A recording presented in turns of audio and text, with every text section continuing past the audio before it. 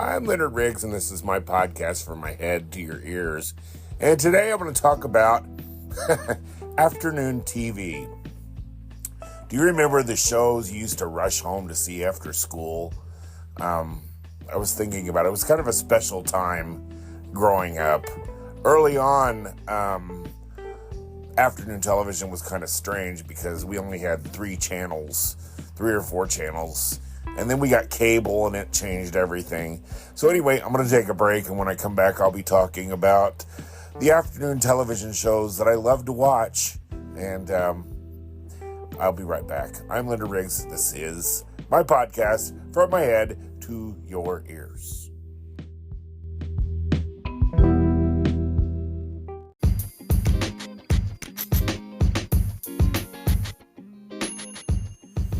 I'm Leonard Riggs, and this is my podcast From My Head to Your Ears, and today I'm talking about afternoon television and the shows that I grew up loving to come home to from school.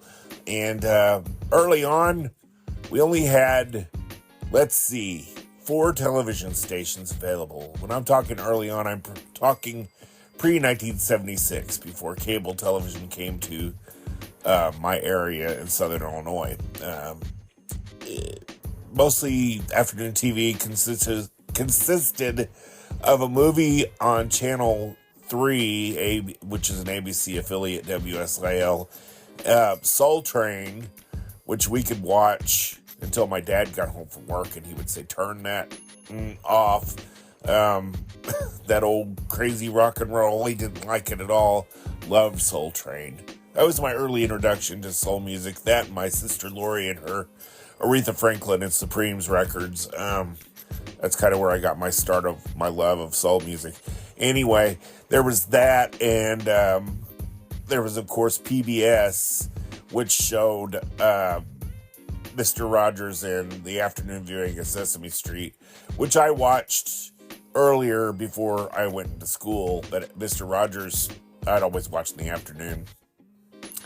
And what else? Oh, and then, of course, later on WSIL TV3 was Cactus Pete, and he would show Deputy Dog cartoons and things like that. Charlie Chaplin shorts, and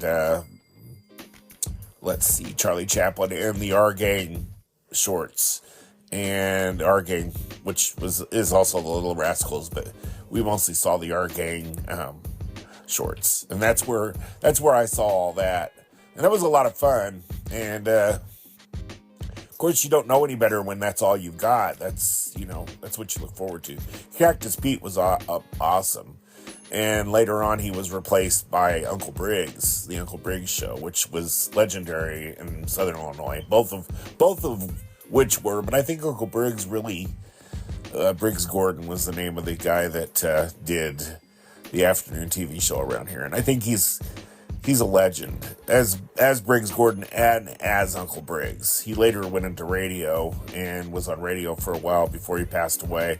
But Uncle Briggs is a very, very well-loved personality in Southern Illinois to this day by people of a certain generation, and I think we all loved him. He taught us to put on our cartoon eyes, which consisted of making 2 circles with both hands and turning them upside down. And that was Uncle Briggs. And like I said, I'd have never known Deputy Dog cartoons and Charlie Chaplin and the R Gang. Those shows really, really were a good memory in my childhood. Loved Uncle Briggs and Cactus Pete. I actually met Cactus Pete and Uncle Briggs. Cactus Pete I met at Grandpa John's, which was a department store in West Frankfort, Illinois. Or actually just outside of West Frankfort, Illinois, between West Frankfort and Johnson City. But actually, we considered it West Frankfort. And that was before Walmart came in and Kmart. That's a whole memory beside itself. But I met him and I got his autograph early on. Now, whenever Uncle Briggs was at IGA in Benton, Illinois, I was too old and too dignified to get an autograph from a lowly children's show host, which I just really funny memory about that. I remember walking right by him and not getting an autograph and him looking really hurt. And that bothered me. I remember, but I don't know. When I was 13, I really thought I was an adult. That's stupid of me. I wish I would have gone up and shook his hand and got his autograph. I actually was shy too, so there was a little bit of that. Isn't that stupid? The stupid things I did as a kid sometimes. But I really did like Uncle Briggs. So he had a whole thing about, he had these characters. He had Banana Man and Sally Safety, this little doll he had. One time she went to Mars, or he launched her to outer space. I can't remember exactly where she went, but she went into outer space, and that was a big deal. And I couldn't wait to get home from school to see the next adventure of Sally Safety. And it was just kind of cool stuff like that. I've got a friend named Bill, Trucker Bill McNamee, who does Trucker Buddies, and he reminds me of Uncle Briggs sometimes because he likes to come up with these little characters for kids. And he's an awesome guy, but he would have made a great TV show host when he was a kid. It reminds me a little of Uncle Briggs somehow. I love that guy. Anyway, both of them, Uncle Briggs and Bill. But anywho, shout out. Uncle Briggs died. Briggs Gordon died a long time ago, and that's a shame. Died way too young. Of course, as Uncle Briggs, he was playing an old man, but he really was very young. And I liked local TV back in those days. It was kind of in its infancy, and it was kind of raw, and it wasn't so technologically advanced, and it was very local, and, very excessively local. They were kind of flying off the cuff. They were creating an industry back then still. It still was evolving. And they were producing their own news shows with a very low budget and doing quite well. And it was all about local TV. Local news was about local TV. Not like now where they do national news mostly. It was just very different. And I think our stations were locally owned as well. So they weren't so slick and polished. They look very, very, you can't tell local news from national news anymore. But I digress. When cable television came in 1976, it opened up a whole world because suddenly we had all these channels, and we received the channels out of St. Louis, which showed a lot of the older shows. Oh, I'm jumping ahead. Let's back this up a little bit. Let's go into another segment for the cable television, because I forgot Dark Shadows. Dark Shadows was on ABC in the afternoon, and that was one we rushed home to see. Actually, I think when it was on, I was actually not in school yet, but my sisters would come home and watch that, and that was great television. That was a live soap opera. That was actually a horror TV show. Dan Curtis, who later worked on Kolchak the Night Stalker, did that show. And it had characters like a vampire named Barnabas Collins and a witch named Angelique. And it was just a really awesome TV show. Kate Jackson got her start there of Charlie's Angels. Hi, buddy. My kitty, Isaac, is joining me right now. And I love Dark Shadows. And I was very young and don't have a lot of memories of the actual episodes, but the show was so visually how can I put that? The show was visually memorable, and the characters, I can still picture them in my mind. Of course, now you can see them, you can even watch them on some streaming channels, but through my life, Angelique and Barnabas Collins were forever burned in my memory because they made such an impression on me at an early age. Plus the mansion, the Collins mansion, and the opening were very memorable. Also, the Collins mansion was used in Scooby-Doo. It was a prototype for the opening of Scooby-Doo. I don't know if you knew that or not. Yeah, it's true. Look it up. Um, I'm going to take a break and we'll move into cable television years and afternoon TV. I'm Leonard Riggs. This is my podcast. From my head to your ears. I need to tend to Isaac, who's wanting me to pay attention to him. So I'll be right back.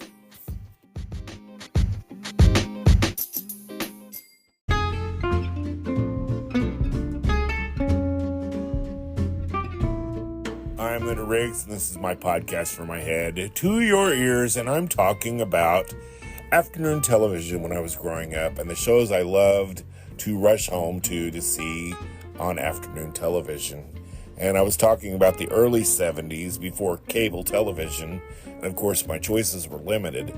But when cable came to TV in May of 1976, it opened up a whole world of reruns and older shows that I had never seen but only heard of.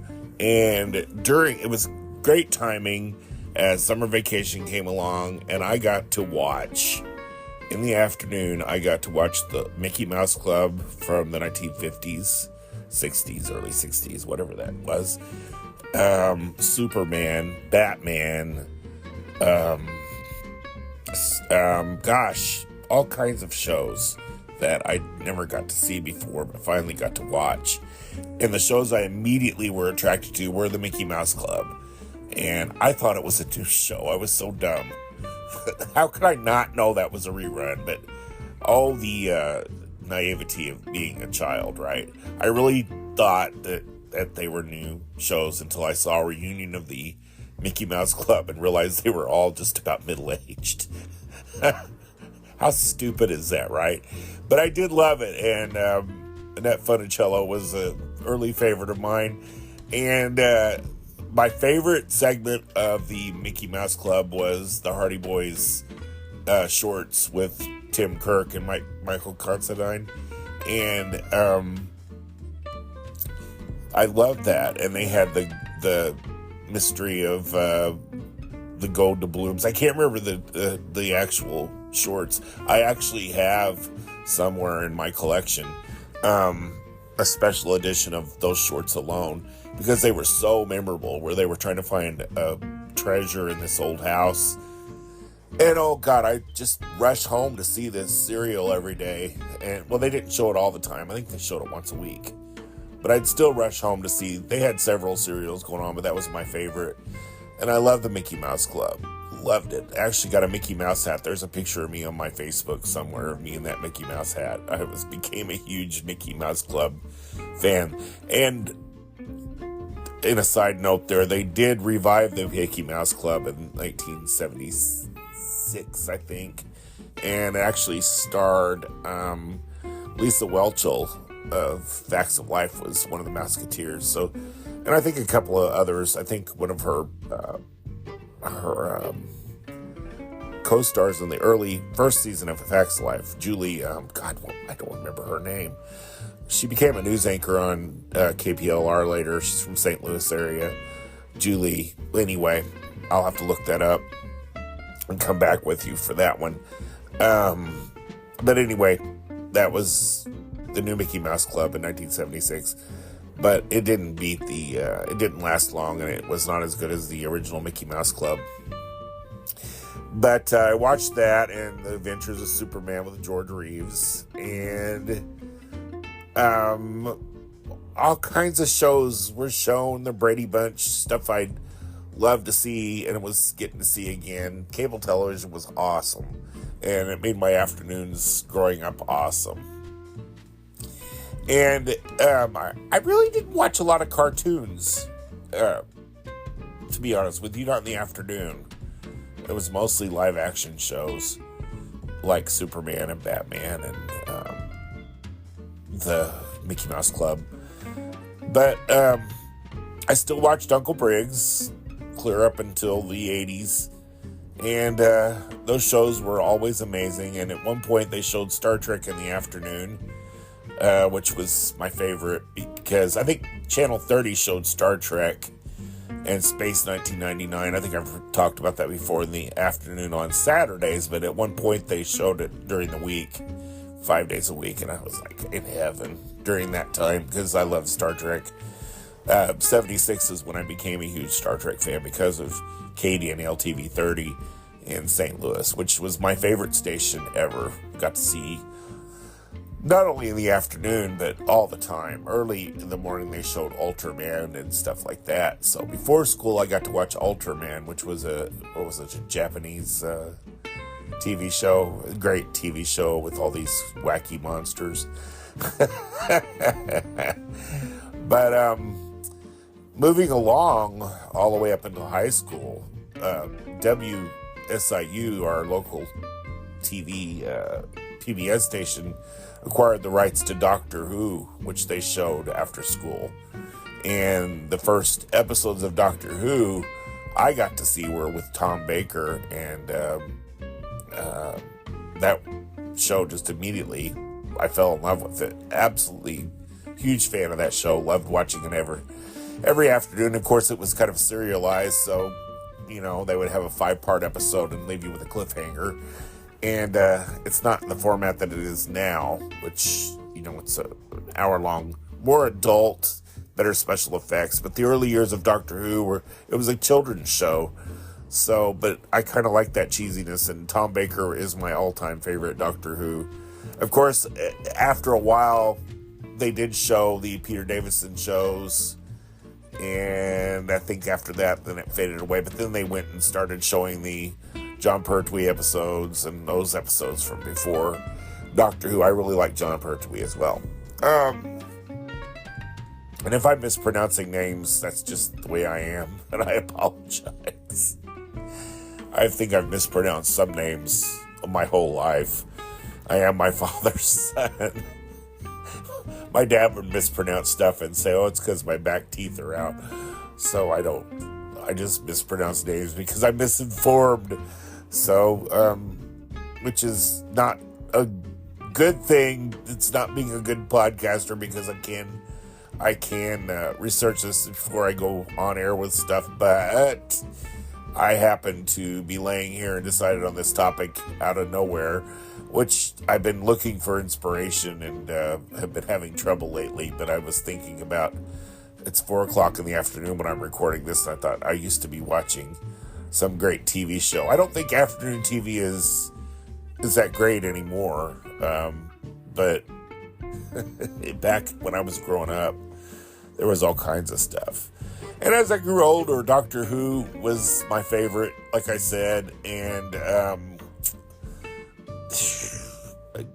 unfortunately, when WSIL sold to a different company, they became more news-orientated, and they got rid of Uncle Briggs, and that was a shame, but it was kind of an end of an era. But by that point, everybody was wired with cable, and there were so many other options, and that format of television, kids television, was kind of done with at that point, which I wish it would come back because it gave kids a unique, how can I put it, a unique local experience, and that we just don't have that anymore. TV has become so national now, and it's kind of sad because it's kind of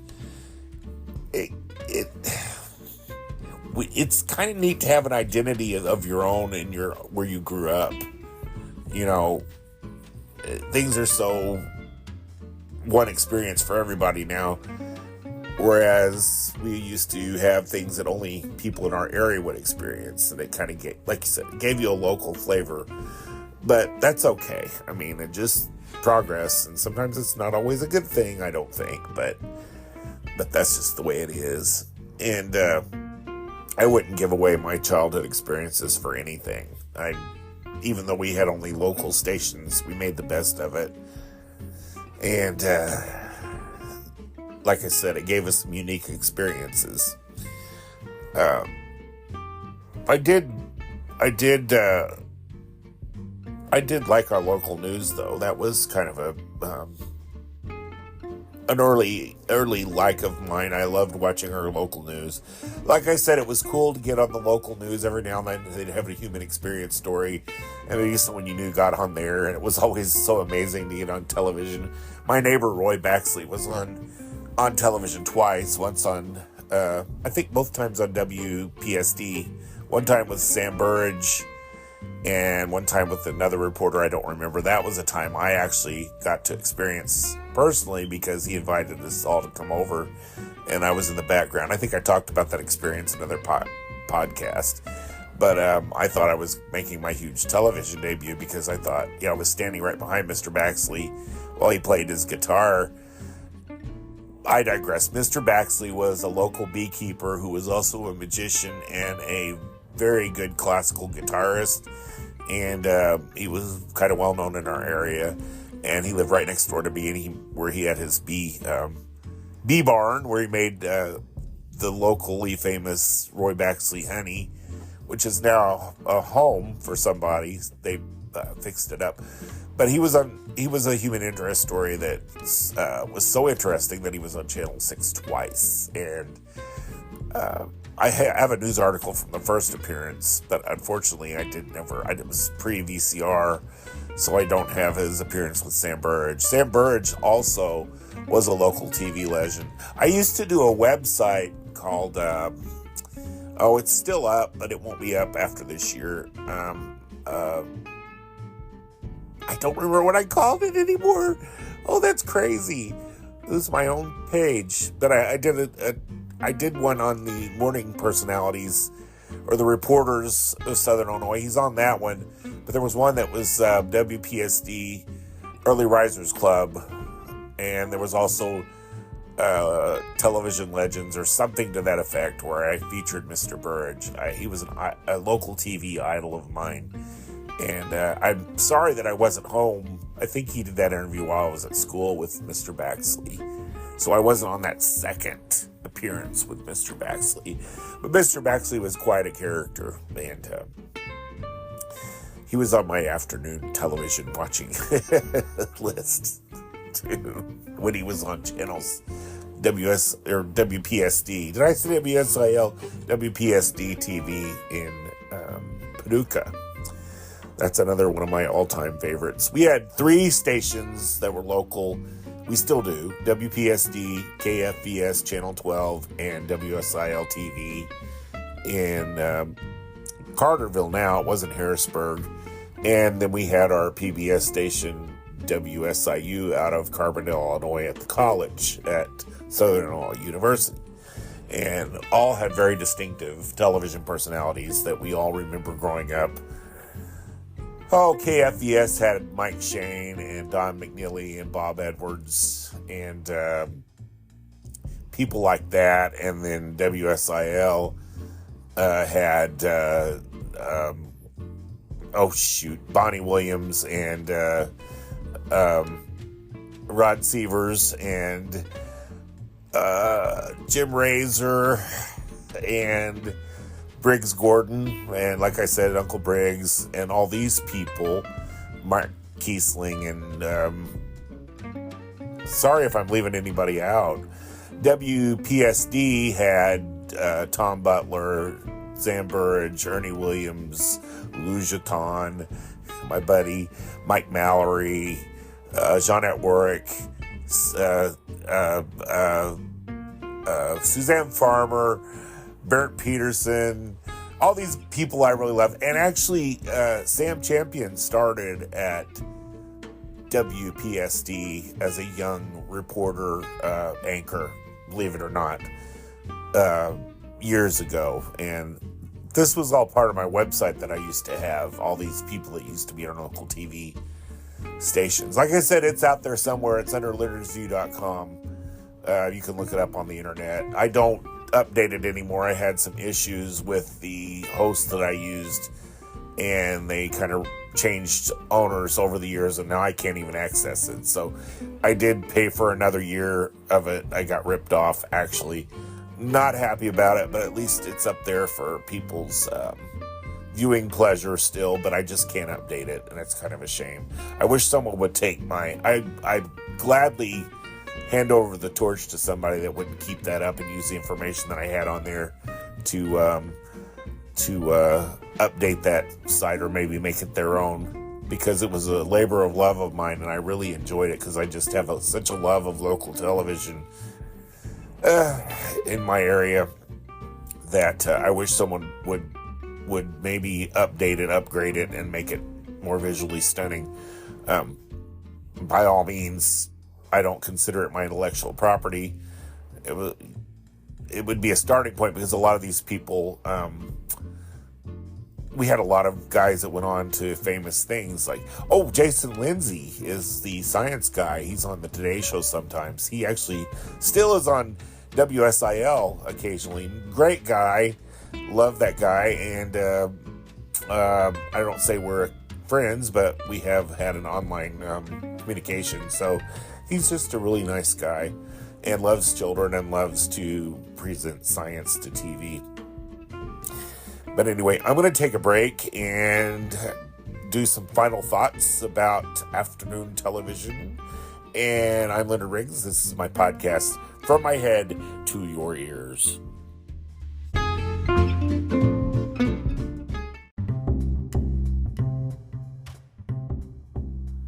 I'm Leonard Riggs, and this is my podcast, From My Head to Your Ears. Before I proceed, I want to say that the young lady that appeared on The Facts of Life and the Mickey Mouse Club with Lisa Welshel was Judy Pekarsky. I'm not sure how you say her name, but she was on the new Mickey Mouse Club on the first season of Facts of Life, appeared in a reunion episode on there later, and later became a news anchor on KPLR. And I just wanted to say, because I said I would look that up, and I did, and that was her name. I fly off the cuff with my podcast, so I don't do a lot of research. I just go by memory. I really don't have a place to sit down and podcast where I can have notes in a nice little area. I literally lay in bed with my phone and podcast, which is a great place for me because I'm totally relaxed. And that's why sometimes my cats join along in the background. I think I've got Kira and Isaac in here with me right now. They're being very, very good, which is unusual. They're very quiet right now. Isaac joined me a while ago. He likes to rub up against the phone while I'm talking. So anyway, back to the subject at hand, afternoon television. And in this final segment, I want to talk about TV, afternoon TV in the later years, after school. When I say after school, I mean after my school years. I mostly watched news and dance shows. There was a dance show on USA Cable called Dance Party USA that was a total guilty pleasure of mine in the late 1980s and after I was in the high school years. And I totally loved that show. It was fun to watch. And it kind of, I was making fun of it at first, but then I kind of got into I don't know, it was kind of my last bit of childhood. And oddly enough, at least one famous person came out of that show. What's her name? Oh God, this is what I get for not researching my material. Kelly Ripa was on Dance Party USA, the morning show host. So yeah, she was a very young, curly-headed gal there. And that was when she became famous, I was like, oh, that's that girl that was on Dance Party USA. I think I posted that on Facebook and stuff at various internet sites. And after a while, it was picked up by national news. And they were airing pictures of her from that show. I don't think I broke it, but, I did remember it. So anyway, afternoon television today, I couldn't even tell you what's on afternoon TV. Later on, it was Oprah and talk shows, and I wasn't real thrilled with those things. I didn't watch a lot of afternoon. I still don't watch a lot of afternoon TV. I think I watch reruns a lot. We have Antenna TV right now, and I usually watch Family Ties and Alice and those shows that are on in the afternoon. And One Day at a Time was on just the old 70s sitcoms. It's just not the same as it was anymore. But I am so thankful that I grew up the way I did, and it gives me a lot of warm memories of the local flavor shows of my early years, especially with Cactus Pete and Uncle Briggs, especially Uncle Briggs, and local TV news and all that. The 1970s was a time of growth in the television industry, so it's evolved to what it is now. I don't like how it's gotten so sleek and the sameness. I don't like it. Everything's like that now, though. We're at local radio. Everything has a sameness to it. There's not a lot of flavor. No offense to my radio friends, but it's not like the old days when everything was very local. It's just all changed. We were so fortunate to grow up in that time, my generation, because we were experiencing something. We were experiencing a birth and an involvement to what is now. And I wouldn't trade those days for anything. And a lot of my memories that I have of all those TV shows, a lot of which you never see anymore. When's the last time you saw Gilligan's Island or the Flintstones, or the Brady Bunch really isn't on as much as it used to be, I don't think. Those old TV shows have been played a million times, but seemingly they're not as popular in syndication as they used to be. So anyway, you have to really search. I have a lot of those on DVD, so I don't need to rely on television to show. And I think that's a shame. But you can get Bewitched and I Dream of Jeannie, all that streaming, and it's readily available. They're still showing those shows. So anyway, I really enjoy doing my podcast because I bring up these subjects, and I was really hard pressed for a subject this week, and I'm glad I thought of this because I've enjoyed this short little reminiscing of the old days on local television and the afternoon television. So I'm going to take a break, and I am really going to wrap this up, and I'll be right back. I'm Leonard Riggs. This is my podcast, From My Head to Your Ears.